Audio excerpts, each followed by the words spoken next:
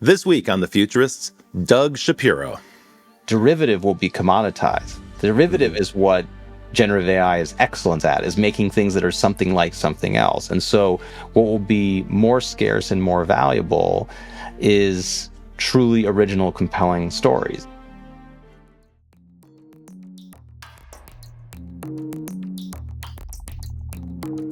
Hey there, welcome back to The Futurist. I'm Rob Tercek, and this week I'm flying solo as my colleague Brett King is traveling, as he tends to do. And when he travels, it gives me a chance to catch up with people that are on my list that I've wanted to talk to for a mighty long time. And today, we're going to have a conversation with someone I've wanted to have on this show for more than a year. I'm so thrilled to have Doug Shapiro join us. Doug is a prolific Substacker, one of my favorite newsletters to read because it's a topic that I care deeply about, which is the future of media and entertainment. And that world is going through traumatic change right now. But I suspect that what's on the other side of that change is going to be abundance and some good fun. So without further ado, welcome, Doug. It's great to have you on The Futurist. Thanks for joining us today. Thank you. Thank you for having me on. Doug, you've been in this space for a mighty long time. I know you were an executive at Time Warner, where you're an analyst, so you were focused on like what comes next and helping do strategic planning. But then you set off on your own. So tell me a little bit about your trajectory since then and how you became a prolific Substacker and one of the leading thinkers about the future of media. Well, I don't know where you got that line from. I guess I made it up. Yeah, my show. Mom I can do that. told you that one. Well, I'll go back a little further. So I've been in and around media for 30 years. I was an analyst on Wall Street, covering media stocks for, roughly 14 years. And then I went to Time Warner. I was there for 12 years. Wow. I ran investor relations. I did some strategy roles. My last role was running strategy for Turner.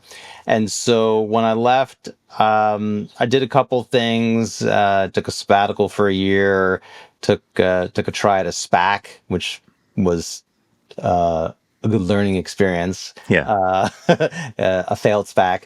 But really the reason I started writing was to replicate what I had as an analyst, which is I learned early on, kind of accidentally, that writing is just a great forcing function for learning.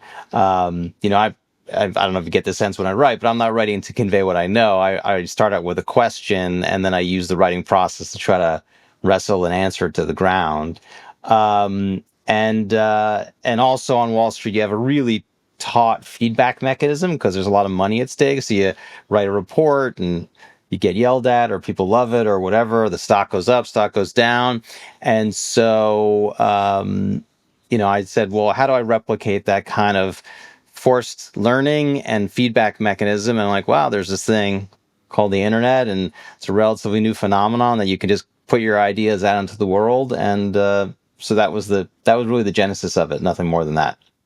And what has the response been? Is it generally positive, or do you have your share of critics? There's definitely critics. I mean, that kind of goes with the territory. I'd say, I gauge the worst thing that can happen is indifference. So I gauge the response by, just levels of engagement and, Vitriol is good. It's a sign of high engagement. Right? Exactly. Yeah. I mean, if people are yelling at me, then that at least means they're paying attention. But, I think generally people are supportive. What I'm trying to do, which I think is different, is really look at the fundamental structural changes that are underway. There's a lot of noise in media, as you know, and there are a lot of people dissecting what happened yesterday and this earnings report and that earnings report.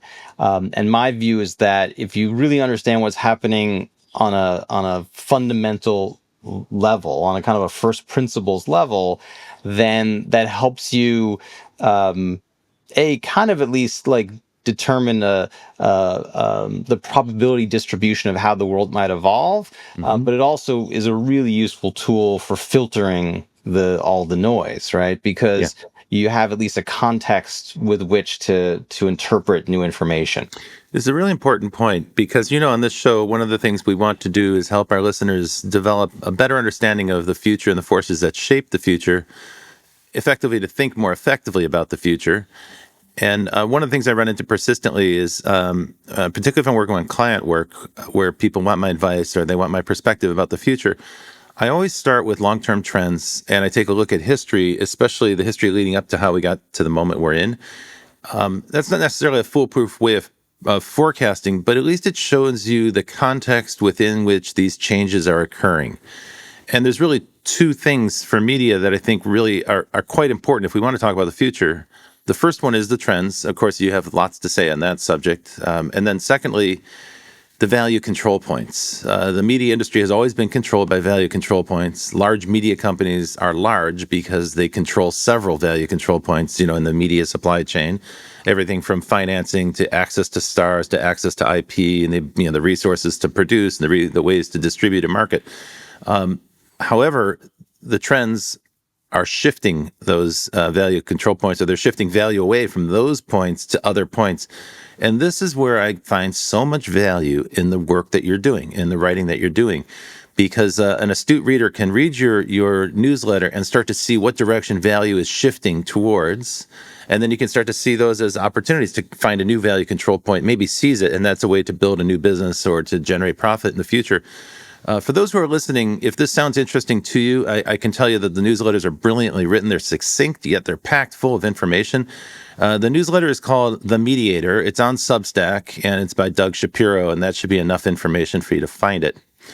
Okay, so Doug, give me the big picture. What's happening right now in the media landscape? Give me a couple of bullet points, and then we'll drill deeper.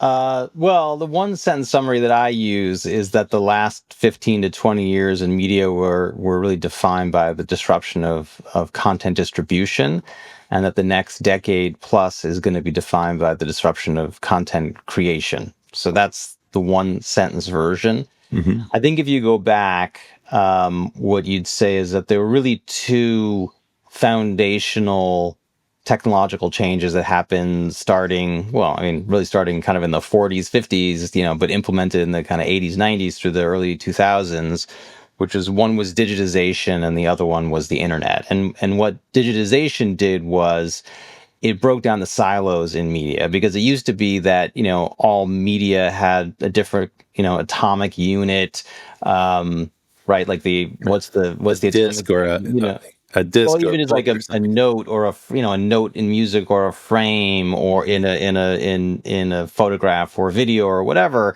And what digitization did was it made the atomic unit of all media the bit, right? And then what the internet did was it unified all those bits on one network. So instead of having all these, modality or format specific distribution network supply chains, you basically had one. You had one network, more or less one form factor. And so what that did is it really changed the architecture of media. It changed the way, first, digitization converted all media to bits, and the internet changed how those bits move around. And so what that did, it did a bunch of things, but the critical thing it did is that it changed the cost of media distribution from really expensive to it put it on a path to be functionally free. And the Mm-hmm. reason is because the internet unbundled the information from the infrastructure. It used to be that you need to own this really expensive underlying infrastructure, whether that was a broadcast antenna or hybrid fiber coax cable or a very specialized newspaper supply chain or whatever it is. You didn't need to own any of that anymore to be in the media distribution business. And so you can trace that One can go to shift. Substack and publish a newsletter, You for can go to Substack, instance, exactly. Where does for Netflix free. come in? Axios and Spotify and every, most of what we talk about today in media, everything that's really emerged in the last, 20 some odd years have all essentially they're all riding on infrastructure that somebody else paid for. So you have that foundational change of the cost of bits going from really expensive to on a path to be functionally free, and that led to what I call the tectonic trends in that exist in media today, the kind of low background hum of operating in the business, which is number one, you have deflation, price deflation, right? There's a lot of pricing pressure. You have stagnation of time spent. A third one is you have fragmentation of attention. And a fourth one is disintermediation of traditional intermediaries, which is what you were just kind of referring to. And then the fifth one is what I call concentration of power in a few platforms and attention in a handful of hits. So that's a lot, and we could unpack any of those you want to, but Yeah. Yeah, I think that's pretty that's much the agenda for the show there, right yeah, there. yeah, yeah. So I think that again, just to draw the thread here, you have Hmm. these foundational technological changes, general purpose technologies, incredibly broad implications across the economy. This is what they do to media. This is the state of media today. And most of what we talk about in media today is a lagging indicator of that last disruption, right? All Right. of those trends are a lagging indicator of what happened over the last 20 Actually, plus years, and there's great point. another and well I'll finish. And there's another disruption coming, Yeah, that's and right. that's the disruption in the cost of content creation. Yes. So that's the kind of full, that's the that's the That's outline of great. the full picture, and happy to go It's anywhere excellent. Well, you you want. just framed the whole conversation. So let me recap it. Let me spin it back for those who are listening. So Doug just talked about 5 factors that have completely revised the way we distribute, the way we package, distribute, and sell content, and thereby tremendous number of consequences for the media industry and the companies that produce it. We're going to cover that. We're going to go back to each of those 5 points in a second. But then Doug just pointed to another major trend that we're just at the very beginning of, which is the advent of automation of the creative process. And that's code for AI, the topic that keeps coming up on the show week after week after week. We can't seem to avoid it because it's everywhere. But in the media business, it actually has some pretty profound implications. So we'll cover the AI part in the second half. But first, let's just get into and unpack those 5 points. The first one you talked about is price deflation. And that's a big one because, when I was coming up in the media business, cable TV was coming up at the same time, and that's where I started. And there was a very clear hierarchy when when I came to Hollywood and joined a movie studio. At the top of the pyramid was the motion picture business, the movie company. That was the prestige department. Those people had all the stars and all the money. Then there was the TV people, and they were the second, in line, or the next ones down the rung. And then there was cable, which was kind of like the bargain basement of television. No one got any respect for working in cable, though we made all the money for the rest of the company. And then I was in the internet department, which was like really the sub basement, if you will. And I went from that sub basement to mobile. And mobile at the time was hopelessly degraded as far as the media business was concerned. Dungeon. But even then, in the '90s, it was quite clear to me because I was looking at the number of units. I worked at Sony Pictures, so I was a liaison to Sony hardware, and I saw the number of units we were selling in mobile phones even in the '90s. And I was like, well, it's just a matter of time before billions of people have these things, and it's going to invert that whole power pyramid. And here we are today, and that's absolutely the case. Where the motion picture company, there's no prestige in the movie business anymore. It's in tatters. They are, all movie chains are bankrupt right now. The theatrical experience is in disarray. Even the prestige talent is migrating to streaming because that's where they can tell a 26-hour show instead of a 2-hour show, which is for a writer or director or actor a way better showcase of their talent. And all of those money makers, the blockbuster films, the broadcast networks, and particularly cable, which was the biggest driver of revenue and profit for Time Warner when you were there, all of that now is in tatters. All of that is in disarray. So talk to me about price deflation and then the consequences of that for the media business. Yeah, and what I'm referring to is not new at all, right? No. I worked with Jeff Zucker for a while at Time Warner, and in 2008, when he was running NBCU, he had this famous line that he warned the big media companies not to trade analog dollars for digital dimes. So that was 17 years ago when he warned that. I think that what's a little surprising is how persistent it is. And so I recently wrote a piece about this, about price deflation in media. And what I showed is that if you look at um, if you look at monetization per hour, you see that linear TV is still monetizing, 50% higher than Netflix per hour, and it's like 3 times as much as YouTube per hour. In gaming, you see the same thing with console gaming. It's still monetizing much higher than PC or mobile. And in music, if you think about what people used to spend per minute of consumption when they bought a CD versus what they're spending now per minute or per hour of consumption on Spotify, it's probably like 10x. And so I think that what's surprising is, like let's take TV as an example. Netflix has been raising prices for years. I think some would say relatively aggressively, and yet still that gap persists. So I think that what is, in some ways, if you just think about it from like an econ 101 standpoint, you'd say the barriers to distribute fell. There's more content. There's more supply. Prices go down. And that's, I think that is what's happened. I think that what's surprising is that, we're 20 years into this disruption and it persists.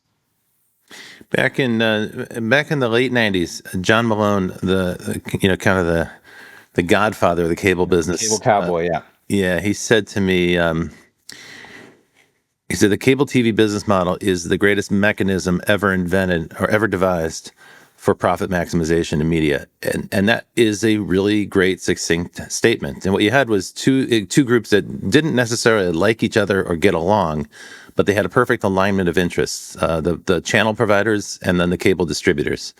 And because it was private infrastructure and essentially monopolistic in nature, they were able to extract monopoly pricing. They were able to extract the monopoly rent. And anyone who was around at that time remembers how much people hated their cable company, particularly TCI, which gave the worst service and charged the highest prices. Yeah. So that did really well at the time, but it only worked because it was a closed system.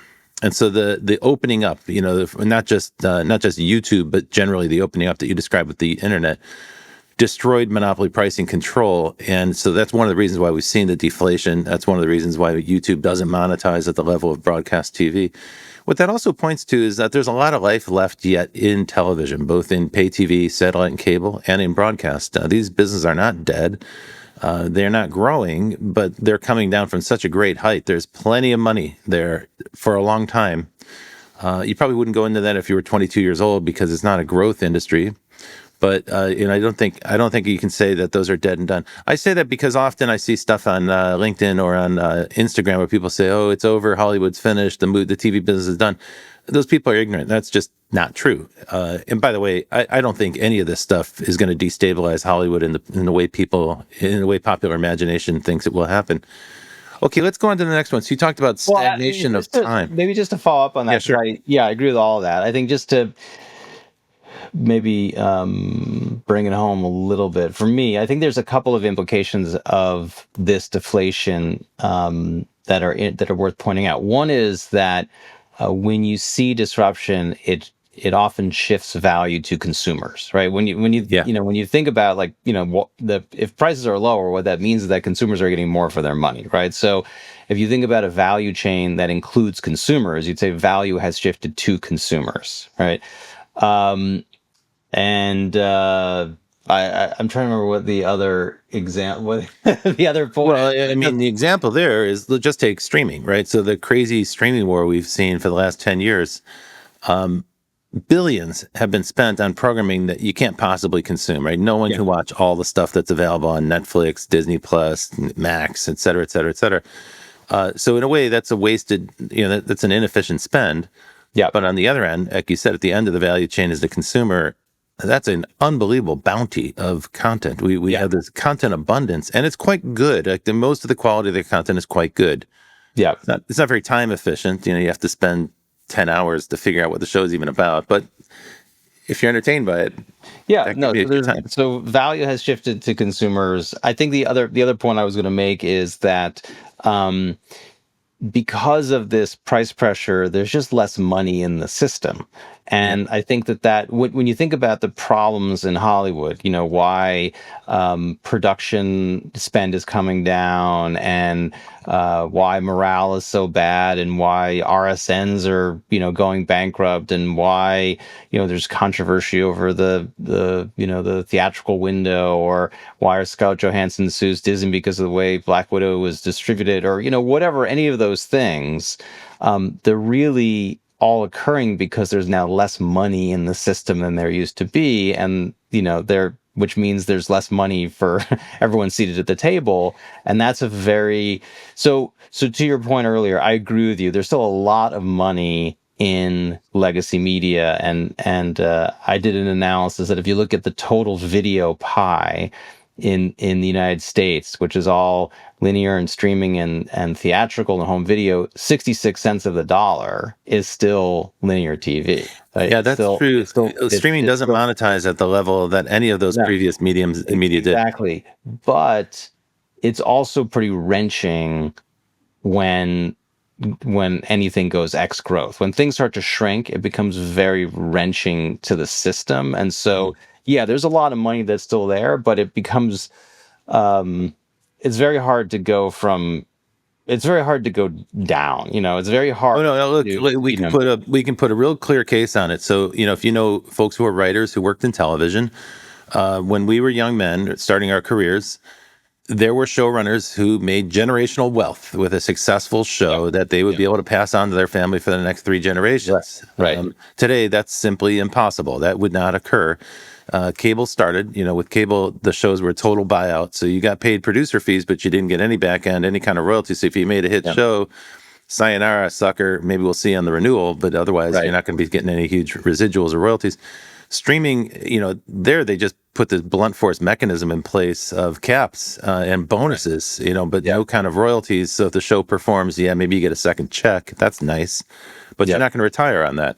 So the shrinking of revenue has directly impacted the creative people who produce it.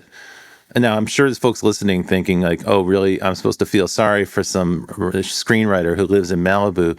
But it's worth pointing out that there are some 400,000 people here in Los Angeles who are indirectly or directly engaged in the motion picture business. And so as that industry shrinks and as the salaries go down, actually it does change lifestyles for people. And the typical screenwriter gets paid, not a glorious wage, but if they're fortunate, they're going to earn $150,000 a year. So these changes do have an impact, and they hurt. Yeah, and I think that's what you saw on the strikes. That what really this the writers and the actors were really they were really striking against a disruption. They were Wage striking against the laws of compression, economics. shrinking the writer's room, which means each writer has to work more. Again, it's pretty hard to feel sympathy for a latte sipping writer in a writer's room, but it actually does impact their lives. I mean, they end up having to do more work.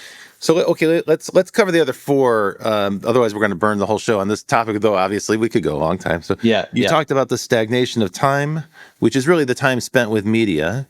And what you mean by that is everybody's got a limited amount of time they can spend on entertainment. And now we have a lot more choices.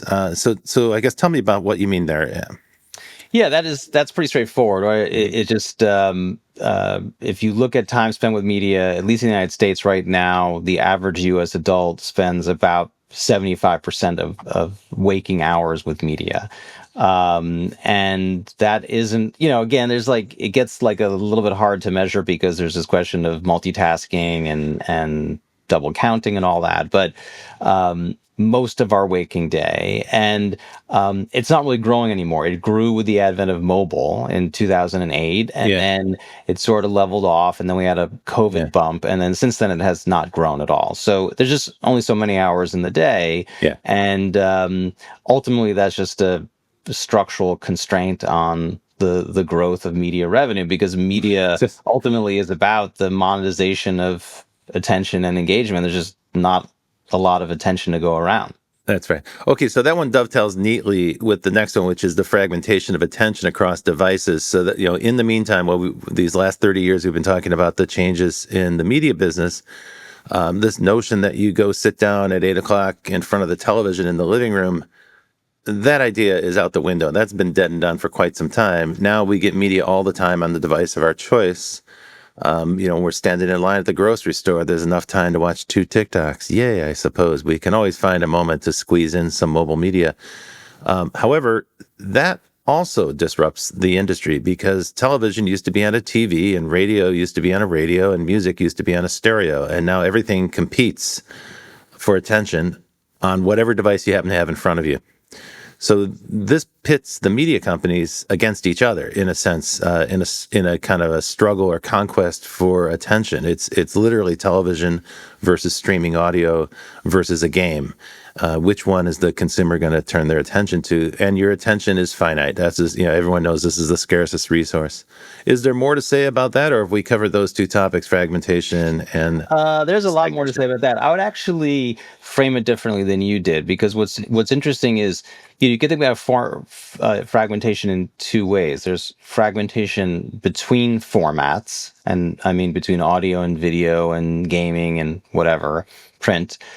Or you could think about fragmentation within formats. And what's interesting is you don't really see a lot of even though the way you framed it is, that radio is competing with TV, you actually don't really see that. If you look at time series of time spent by format, what you'd see is that video, gaming, audio, they're pretty stable year to year. There's not a lot of bleed between them, because I think they're different use cases. Like, you're not usually indifferent between playing Elden Ring and watching The Big Bang Theory or whatever. They're very different consumer need states. Hmm. Where you see the fragmentation really happening is within formats, and it's largely between corporate media and creator media.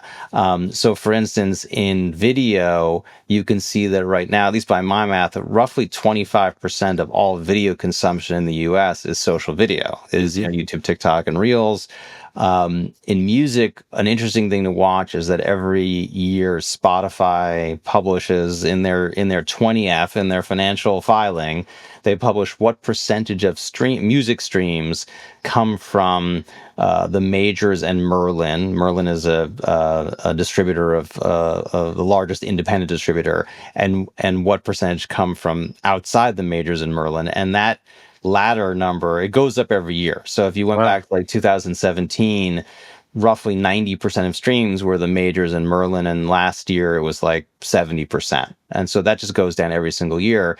You think about gaming, and you're seeing the same thing, that a decade ago mobile gaming didn't exist, and now mobile casual gaming is half of the industry. So there is a lot of fragmentation happening to creator media, and you'd say, well, why is that? And there's two reasons. One is obvious and one is less obvious and really important and insidious and worth watching. The first one is just there's an explosion of supply, right? So more stuff, our attention gets diverted in more places. That's kind of obvious. The one that's not as obvious is that you're starting to see evidence, at least you can infer, that the consumer definition of quality is shifting away from high production value, right? Because what's really growing across media, in video, what's growing is YouTube. In gaming, what's growing is Roblox. In music, a lot of what's growing is, functional music, study music, ambient music, whatever. All of these things shifting away from the traditional definition of quality, right? Like in TV, what's quality? Like if you ask the people I used to work with at Turner, they would describe an HBO show, right? Like high budget, well-known showrunner, famous actor, whatever. And so for those people watching this shift of attention toward YouTube, they're like, why are people watching that stuff that's Yeah. such crap? That's Yeah. low quality stuff.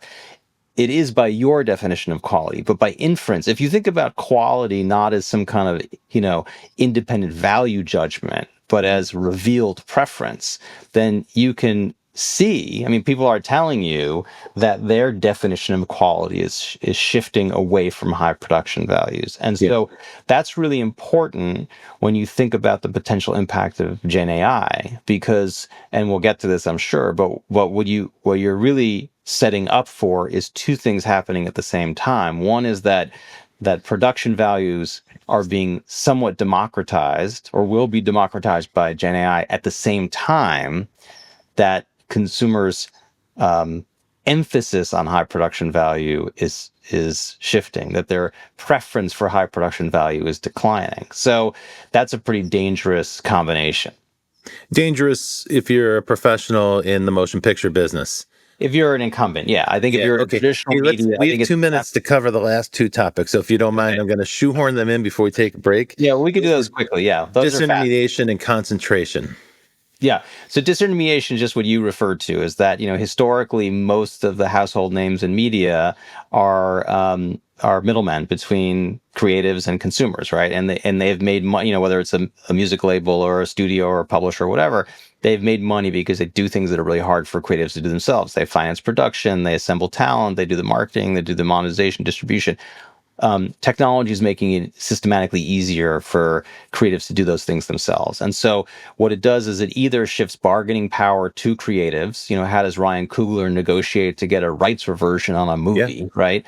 Why does Taylor Swift, able to say, I don't need a studio at all. I'm just going to make my own Eras tour movie and distribute it through AMC myself. Good for her. Or it enables people to disintermediate or circumvent the middleman altogether, and that's what you'd call a creator, right? So that one I think is pretty straightforward, and then we can move on to you could talk about that one, or we can move on to No, keep going. You're doing great. We'll wrap it up with concentration of power, concentration of wealth, concentration. Yeah, so concentration, and if you think about what I just said, you'd be like, well, hold on a second, let's keep me honest. So I just said that the internet is fragmenting attention, and I'm saying it's concentrating attention. How does that work? So because that would seem to be some kind of contradiction, I would think.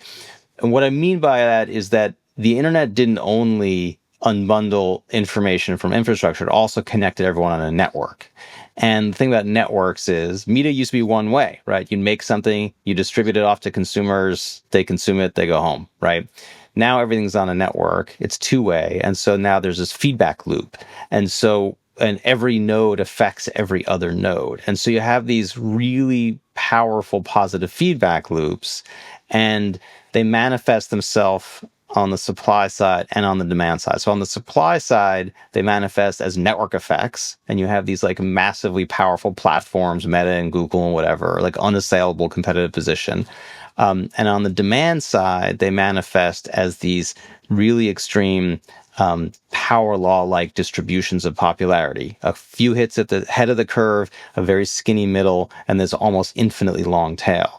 And so what you're seeing there is, more and more power accruing to what you could call new gatekeepers, these new intermediaries on the one hand, and then on the popularity side, you see fewer and fewer of these big hits. You have Taylor Swift and Barbenheimer and GTA 6 and whatever, but this kind of infinitely long tail, and the middle is really getting compressed. Yeah, and that creates another problem for the incumbents, which is that they used to make a lot of money in the middle, right? Yeah. For one thing. The other thing is that the business is just getting riskier because the distribution of returns is getting wider, right? And then the third thing is that if you are the talent in the head of the curve, you know it, and you're going to extract more value. So it's shifting yet more bargaining power to the talent at the very, very tippy top of the curve. Super summary of the major trends that are shifting value control and creating new locuses of value inside of the media supply chain. All right. Hey, Doug Shapiro, this has been so much fun so far. Now, folks, don't go anywhere. We're going to come back in a minute, and we're going to talk about the impact on creation, the automation of creation. This is going to be the more exciting part of the show, but this has been great so far. Doug, thank you very much. We'll be right back after these comments. Welcome back to the Futurists. I'm Rob Tercek, and this week I'm talking to Doug Shapiro. Doug's a media analyst, formerly with Time Warner, now on his own, and a prolific writer on Substack at The Mediator, a newsletter that I read and enjoy, and I hope you'll read as well. So I want to shift the topic a little bit. We were talking about the big trends that have reshaped the business model, economics, and even the content choices and the kind of the volume of content that we get to enjoy. While that was a lively discussion, a lot of that was backward looking. Now let's look forward into the future. Let's talk about what's coming next. Topic you and I have talked about, you've written quite a bit about, is generative AI. So I suppose we should jump right in. AI comes up in almost every episode of the Futurists. So one of the strange things I find about artificial intelligence is there is a pattern of diffusion that we've seen with technologies, even the internet, which is that they tend to focus in one area, one domain, and then they expand from there. But what we're seeing with artificial intelligence is a little bit different in the sense that it's being shotgunned out to every industry at once. Part of that is because of the intense competitive dynamics. These major technology companies competing with small startups, and then everybody in the United States is competing with all the brilliant people in China. and open source models are competing with proprietary closed source models. So you have so many different layers or vectors of competition that it's forcing the companies in the AI space to find customers quickly. And what you're seeing is AI is proliferating through the entire economy, whether it's healthcare, banking and finance, transportation, shopping, commerce, even politics. And of course, the media industry is not immune to this trend. And this is an area that I'm very focused on in my career right now, as I'm highly committed now to generative AI in the motion picture and storytelling business. And so I thought we could have a conversation about that. First, I'd love to get your take on just what's happening right now, the state of generative AI, and then we can get into the future. Sure, that's kind of open-ended. Yeah. I should add I'm actually writing a book about this right Oh, now. fabulous. Well, let me start you with a real specific question. Yeah, yeah. The Writers Guild, back in 2023, I spent a lot of time talking to writers because Netflix's office is right over there. Like it's about 5 blocks from my house. And so there were plenty of writers on the sidewalk there. And I know a lot of writers in the guild as well. And I would have conversations with them. And this is just 2 years ago. And the conversation would go like this. ChatGPT is a menace. ChatGPT is a threat. ChatGPT is a plagiarism machine. ChatGPT is stealing our content. All these things that weren't actually true if you understand how it works. But that was the premise then. That was just 2 years ago. And I should also point out in 2023, ChatGPT wasn't very good. It was okay. It was more like a party trick or a gimmick. But here we are in 2025, just 2 years later, and there's been a big shift. Last year was the year, 2024 was the year where people started to get curious about it. And what I'm seeing right now in 2025 is in many lines of work, many lines of business, not just media and entertainment. Now companies are taking it seriously. For instance, Shopify, Toby, the CEO there, just sent a memo saying that everyone has to use AI. Everybody in the company has to start to use AI. And I'm seeing that happen in many other places. What's happening is from the top of the company, they're now starting to embrace it, and they're telling staff, figure out how to use it, and don't come to your manager or don't come to your colleague with a question. Start with the AI and start to learn it. I'm even seeing that, Doug, in the media business. So while the guilds are still firmly, officially opposed to AI, what I'm finding is a lot of people in the guilds, particularly younger members of the guilds, are coming to me saying, hey, can you tell me more about AI? I heard you're working on an AI project. How can that serve an artist? And I personally feel that the sky's the limit if you're a creative person, because this is going to give you superpowers to tell stories. People who can't make pictures can make pictures. People who aren't great writers can start to write with the assistance of an AI. So here I framed it for you a little bit. Are you an optimist or are you a pessimist about the near-term implications of creativity and AI? It depends on the lens, Give me but a couple. I think I agree with where I think you're going, or I think I agree with where I think you're going, which is I think I agree. I'm where. to me the one of the ironies of the strike is that I think of Gen AI as a much larger threat for the studios than for the writers. I think it is a democratizing technology, and if you think about how Hollywood works.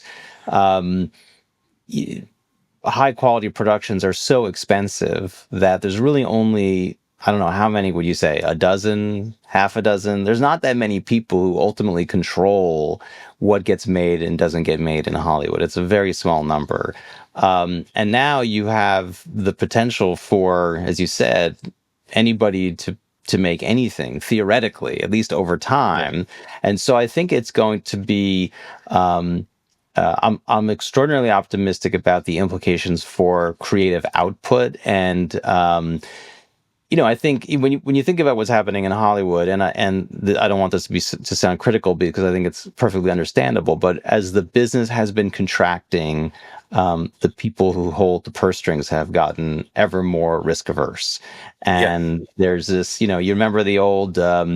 The intro, the first opening scenes of The Player, where you get as the viewer, you're eavesdropping on these writers' pitches, and they're saying, "Oh, it's Pretty Woman meets the Manchurian Candidate," or whatever, all these like Yeah. preposterous things, and what they're skewering is Hollywood's tendency to lean on the derivative, right? Yep.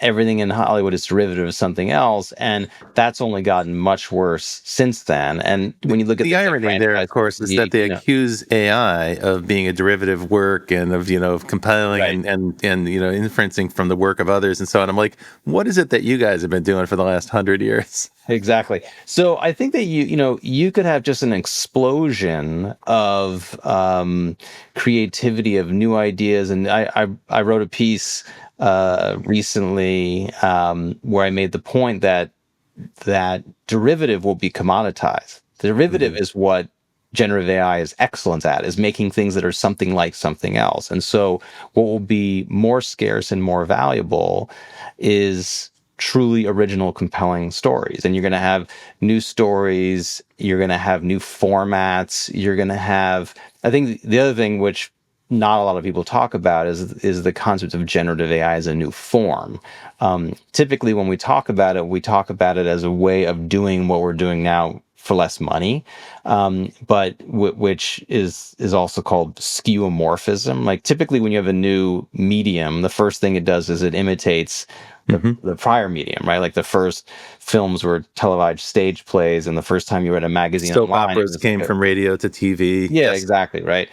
Um, and then what happens is that creatives start to, they come to understand the unique attributes of this new medium and then do things that are new. And so that will happen here too. Like when you think about the idea that with AI video that it will eventually be able to render in real time, right? What does it mean to be able to render in real time? Well, it means you could have true interactivity. When they filmed Bandersnatch for Netflix, they basically had to film four versions of the same thing. So what happens when you have, true interactivity, emergent stories, true personalization, contextualization? What does it mean when there are underlying world models or 3D models that are underlying these engines? And so at that point, everybody becomes a cinematographer because you could watch any video from any angle you want, right? Like, what Mhm. does it mean to have worlds that are not bound by current, physics or whatever it is? I think we can't possibly imagine exactly what will emerge out of that. And the thing I always refer to as ASMR. I'm like, what is, people like, it's like listen to someone else eat a cookie, and I'm like, well, I'm so like was it mukbang, that like the eating large quantities of food. Anyway, there's some Korean YouTuber with 30 million subscribers who like eats, and that's the thing. And like I'm like, who would have, I don't know who would have guessed that. I would not have guessed that. I still don't understand now, even that it's here. So, I think new things are going to emerge that could be really exciting and different. And Yeah, so I'm for all the very, grief that people give TikTok and YouTube, actually, those have been a source of great creativity if you're willing to look for it, right? And of course, there's plenty of 100%. Yeah. mediocrity. So there's a Oh, needle yeah. in the haystack issue. But this also goes back to your point about quality.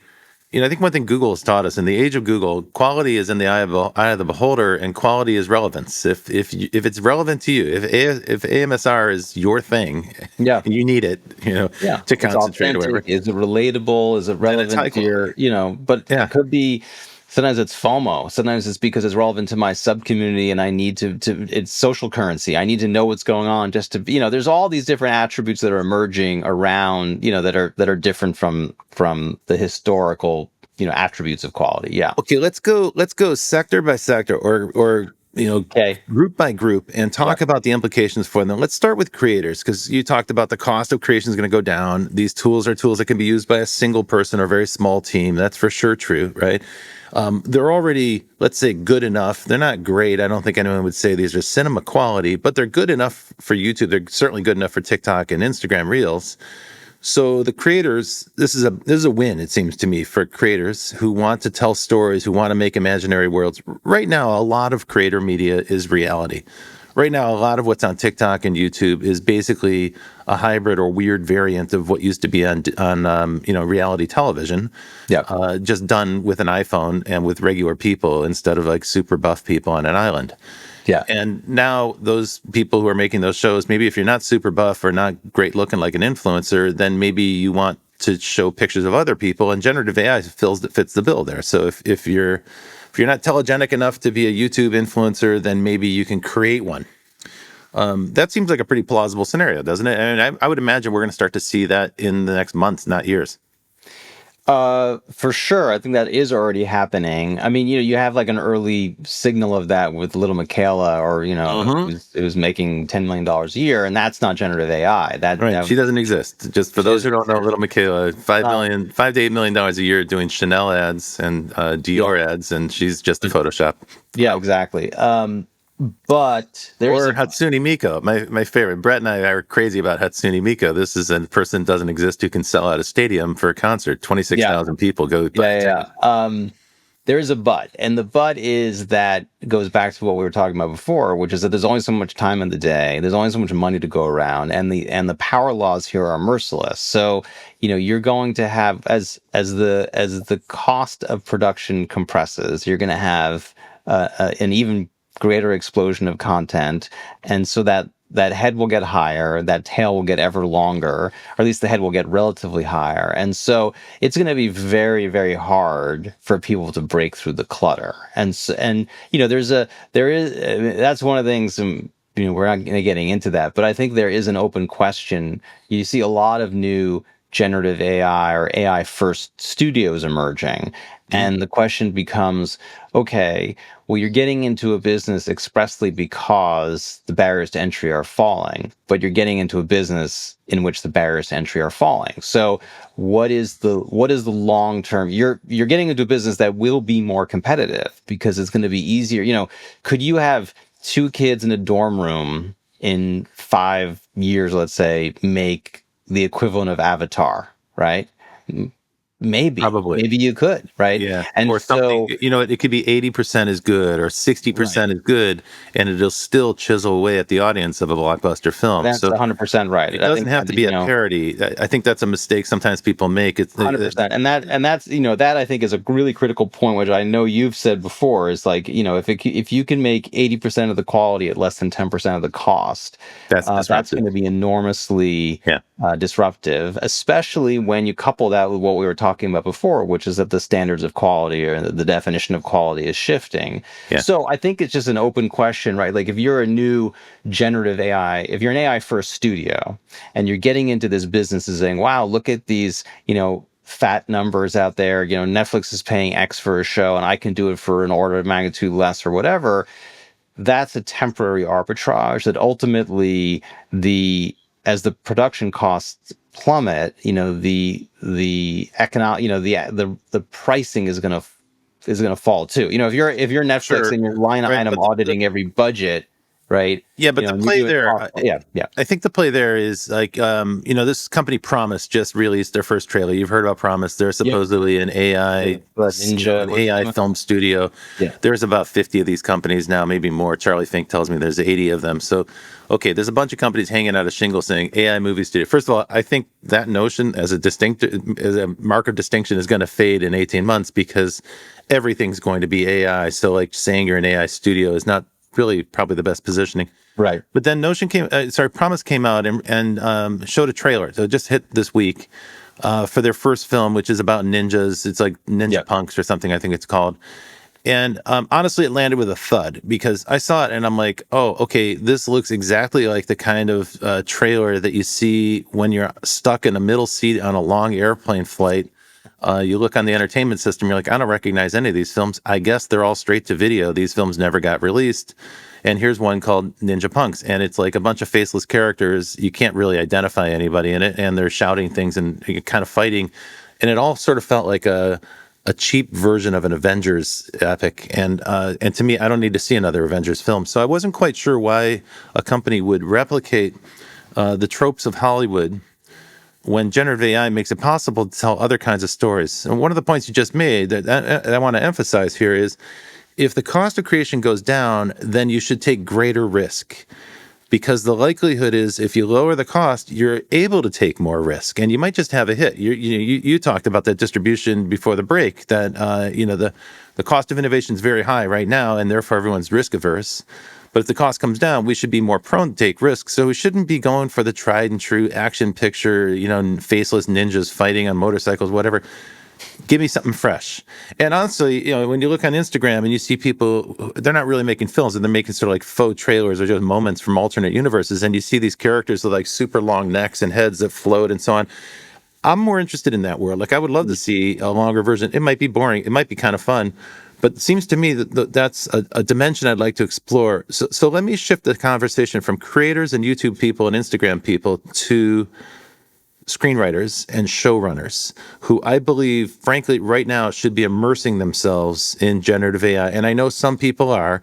For instance, the showrunner for House of David on Amazon Prime, John Irwin, is very committed to generative AI. He's like personally interested in it. And I think if you were a showrunner today, to not be immersing yourself in the possibilities of generative AI as a storytelling tool, or a tool to aid storytelling, I should say, then I think you're making a blunder. I think it's actually professional malpractice, because this should be a gigantic unlock for storytellers.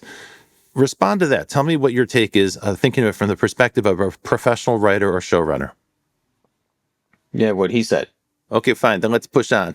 Talk about I mean, directors. yeah, it's just. No, let's talk about I directors. agree. I agree 100%. Is that the ultimately, showrunners and screenwriters are beholden to the people who have the money historically, right? They're beholden to the people who have money to make their vision. And then there's always a cost to do that. Again, understandably, from the person who's providing the money, they're going to want to have a say. This is an opportunity to be unshackled from that, Yeah. to create your own vision, to not have someone giving you notes, to taking your own risks. So yeah, I think that it's a huge opportunity for showrunners. And what I could see is you think about that class of showrunners who are kind of technologically progressive and have a little bit of capital and can run parallel projects. Think about like a J.J. Abrams or somebody. Yeah, Sheridan. Yeah, Sheridan, Favreau, whatever. And for those kinds of people, I was going to say guys, but it doesn't have to be guys. For those kind of folks, I would think this is a really interesting opportunity to do stuff without having to get the blessing, without having to run the gauntlet of the studio process. So I've talked to 6 showrunners about this, and here's every single one of them has said the same thing. They said, "Wait, you're telling me I can produce a pilot without dealing with a studio or a development executive?" I said, "Yep." And they said, "I'm in. Let's do it." So yeah, I think you're right. I think that when the light bulb goes off and people see that this isn't going to steal their job, at least as it pertains to a writer, but instead it's superpowers to bypass a bunch of gatekeepers, I think that's going to be quite exciting, and maybe that'll lead to more interesting stories. Let's talk about directors now, because slightly different situation here, right? Most directors don't write. They work with writers. Most directors are hired by producers to implement a script, right? So they take the written word and they turn it into pictures. Again, from my standpoint, generative AI is fantastic at that exact task, right? You dump in a bunch of text, you get a bunch of pictures out the other side. You don't like the pictures? Rev it. You can rev it all day long and you'll end up with thousands of pictures. I do this all the time. So like, from my standpoint, this is like my hobby now, and I love doing it.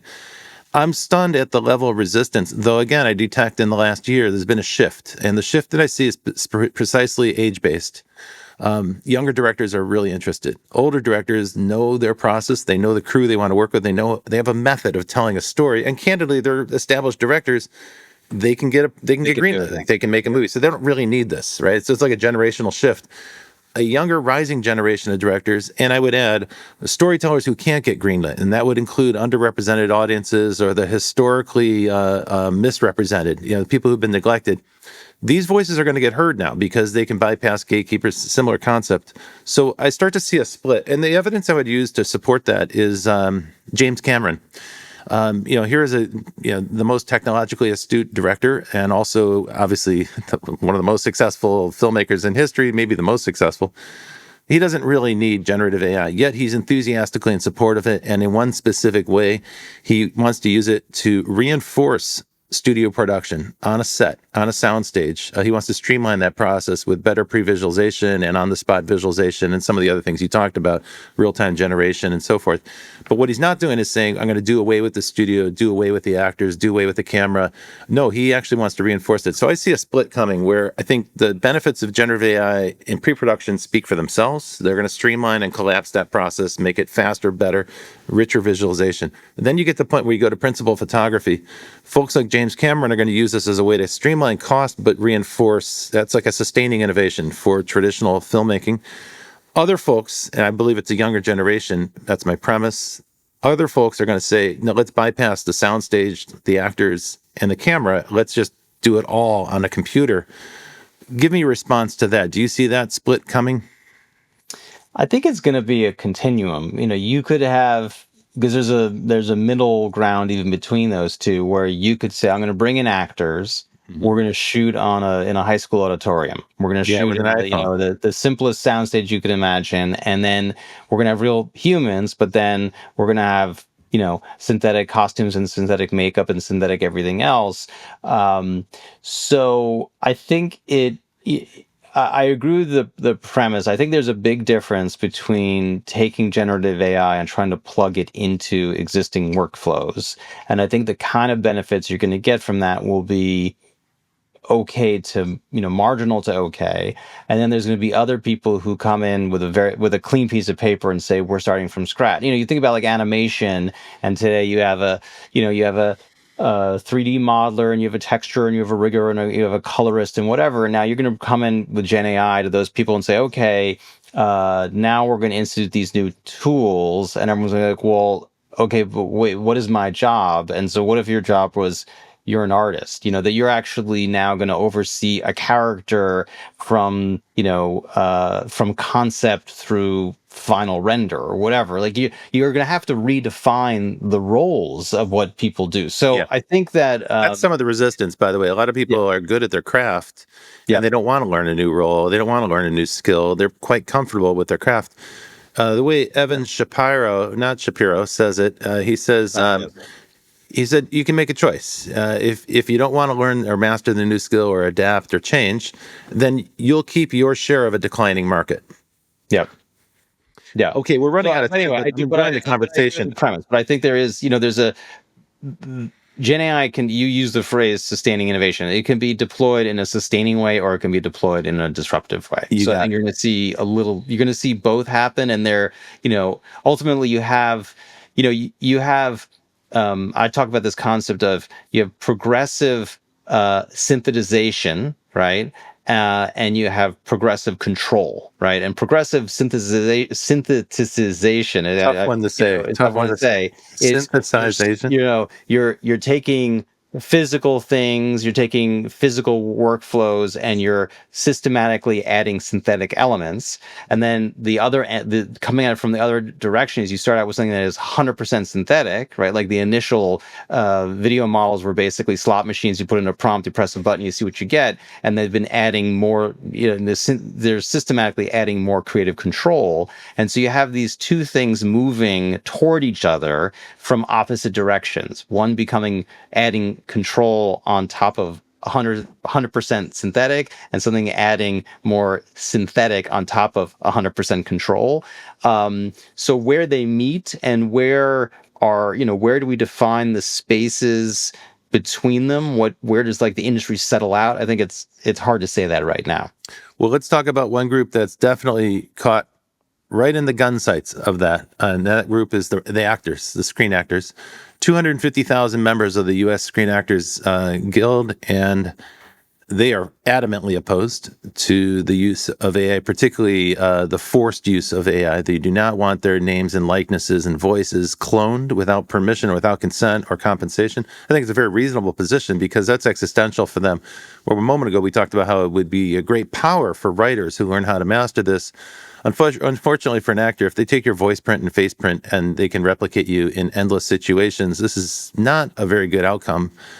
So the actors are opposed. You mentioned, and in some of your writing, you've written actually eloquently about this.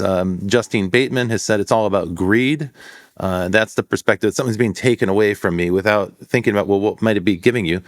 And Nicolas Cage's quote, I love this. He said, all integrity, beauty, and truth will be replaced by financial interests. And I love this because it's coming from an actor, right? This is coming from the guy who did Gone in 60 Seconds.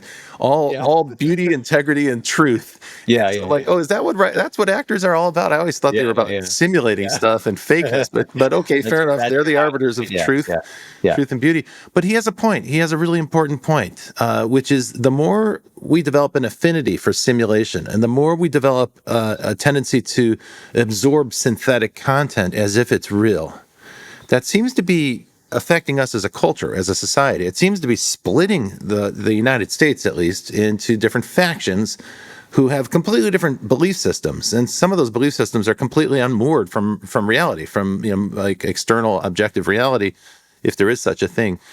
So maybe Nicolas Cage is onto something here. Maybe what we're being conditioned to is a synthetic version of reality that is unmoored from the truth. Uh, Yeah, there's your mind bomb, explosive concept for you.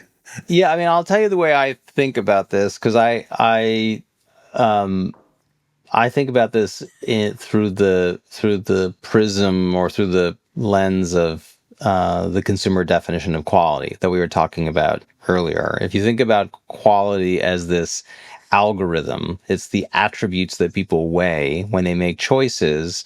Um, when you go out and make a media choice, sometimes human authenticity is a critical element of the decision, and sometimes it's not, right? Yeah. Like if you think about it, media is an emotional good. You make a media choice most of the time not to learn something, not to be informed, but because you're trying to feel something. And so sometimes that and oftentimes that feeling, it requires that you believe there's an authentic human connection there, Hmm. that a human is relaying to you some sort of lived experience. I mean, there's some cases where it's more explicit than that, where there's some cases where the experience of the content is inextricably tied to the backstory and the provenance. Like when you watch A Complete Unknown, the fact that Timothy Chalamet, I can never say that guy's name, the fact that he spent 5 years learning to play the guitar and sing Bob Dylan songs is a critical part of the experience. You wouldn't want to listen to Taylor Swift without a knowledge of her relationship history, or when you watch a Quentin Tarantino film, like he's so unabashedly geeky about loving film, like it's part of the experience, right? So there's times when I think I think about this through the lens of the consumer and what is the consumer actually trying to achieve, and there are a lot of times in media when you care deeply about that authentic human connection, and I think it's an open question. AI can never convey an authentic emotion. It could evoke emotion. It could synthesize. It could create. It could mimic emotion, but it can't actually convey a lived experience, right? So I think that Okay, let me stop you right I'll there for a second. I'll just give you one example, and then I'll let you ask your question, which is, it's Yeah. something that I've heard. So Chris Dixon is this, Hmm. probably you know of him, and he has this line that I've heard him say a couple of times, is that computers are demonstrably, unequivocally better than people at chess, but chess is more popular than ever, watching two people play chess, and nobody wants to watch two computers play chess because what you care about is the human drama under, for the same reason I don't think people are going to want to watch synthetic sports, it's so I think that it becomes this question, like when your question is, are we moving into this more synthetic society? And I think the answer is, maybe we are. I think when you think about, so like I met a guy who does a lot of like DIY. He has a business where he does a lot of DIY videos on YouTube, and I'm like, that business is toast because there is no, you're just trying to teach someone how to regrout their bathroom or change the battery in their key fob or whatever it is that you're doing. There's no authentic human connection there. That's purely conveyance of information. So the way I think about it is like, docudramas, true crime, historical content. Like, I think that stuff is very susceptible to being made synthetic. And I think things where there's this kind of authentic human connection, I think that's going to be tougher to make synthetic. Okay, let me push back a little here because it'll make the conversation more fun. Sure. So I think for many years, I would say going back to 1995, major media has been pushing an alternative universe, a perspective that has nothing to do with authentic human connection or anything related to like the way people really are. Effectively, what they're doing is with reality, they're turning the world into a soap opera. They're over dramatizing things, or maybe it's melodrama. That they're selling. They're selling. Maybe this goes back to radio plays, so maybe it's a 100-year-old phenomenon, but certainly I can date it back to what we call reality TV. And that term reality is a really interesting choice of words because these shows have so very little to do with reality. That distinction is really there so they don't have to pay writers royalties. I mean, effectively, Right. that's the only reason why it's reality and not scripted. They are scripted. There's a producer who's effectively the writer, and it's all orchestrated. And I now see that we have a national government that is run like a reality TV show by a reality TV star, and they're lighting up the whole switchboard every single day with outrage in the same way that a reality show is designed to do. It's like maximizing the emotional intensity, but it's all simulated and it's all stimulated, and none of it's natural. So my perception here is that, we tend to think, oh, the media industry is getting blown up or Hollywood's over or something. I think it's more pervasive, more powerful than ever. We immerse ourselves in these worlds, these story worlds. Even when we think we're talking about reality or the news or something, what we're really dealing with is an alternate reality that's been constructed for us. Our discovery is really somebody else's invention. And this is the world we've opted into. No one's forcing this on us. We seem to crave it. And I would argue that we crave heightened emotion and artificial emotion more than we actually crave human connection. Now, I'll stop right there. We're kind of running out of time, but I definitely don't want to end it without you getting a chance to at least respond.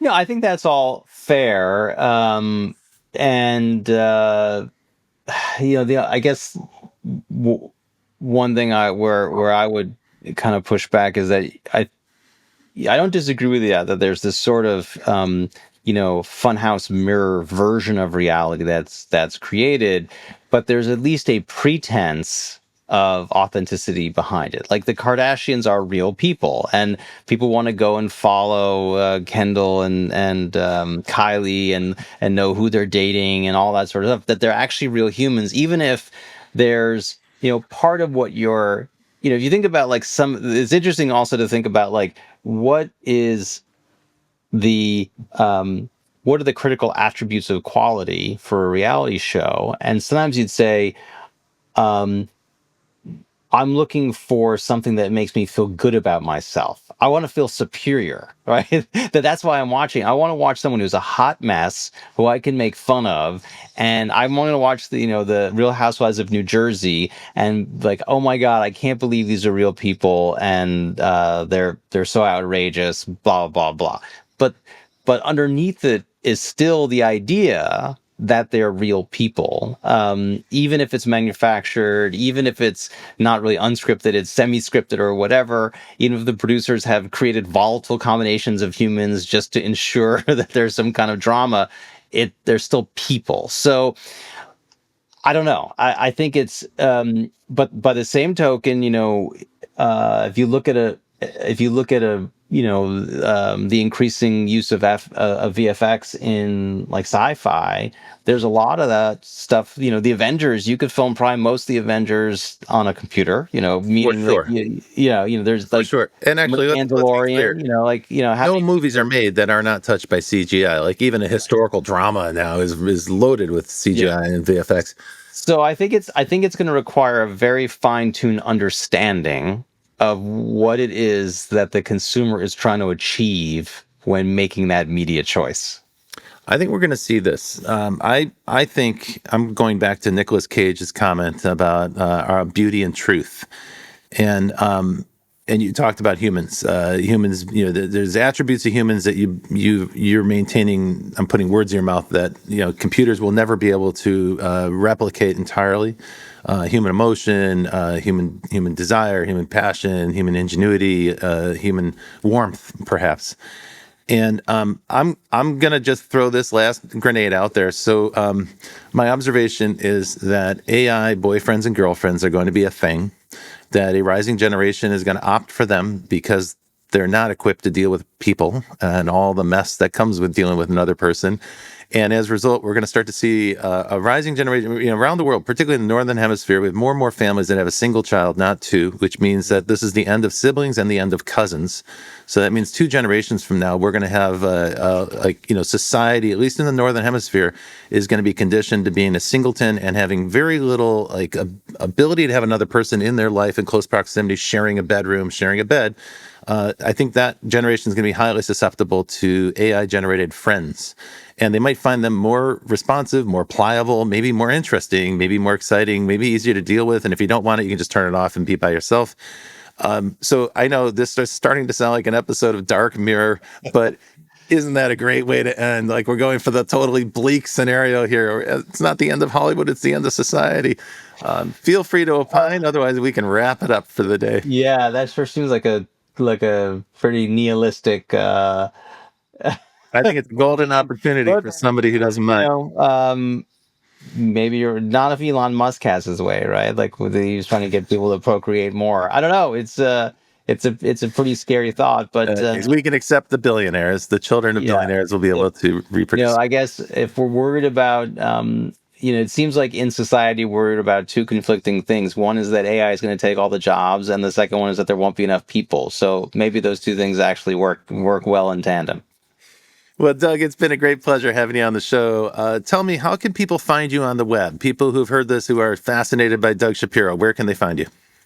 Best place is probably my Substack, The Mediator. Okay. And what's that URL? That's a really good question. Okay, so if you just search, folks, if you're I think it's listening, like search Substack for Doug Yeah, Shapiro. it's not the most elegant URL. I think Yeah, I no think problem. maybe the Google search bar is a good, or Yeah, that's fine. you could link to it in the show notes. We will do so. And yeah, if you're listening, search Doug Shapiro Substack, The Mediator, and it'll show up, I guarantee you. I've enjoyed it immensely. This is a great conversation. I've been looking forward to talking to you, like I said, for a year. And for the folks who are listening, if you've enjoyed this conversation, please do me a favor, post a 5-star review on whatever podcasting service you listen to. It really helps other people discover the show. And I want to give a warm welcome to all the new listeners we've had this year. It's been growing and growing, and that's a great sign. So thank you for that. Seems like an endorsement. I'm very happy to take it. And to all our old listeners who've been with us since the beginning, we're thrilled to do this. We've been enjoying the show. I'll be back soon with Brett King, and we'll bring you another futurist. And until then, I'll see you in the future.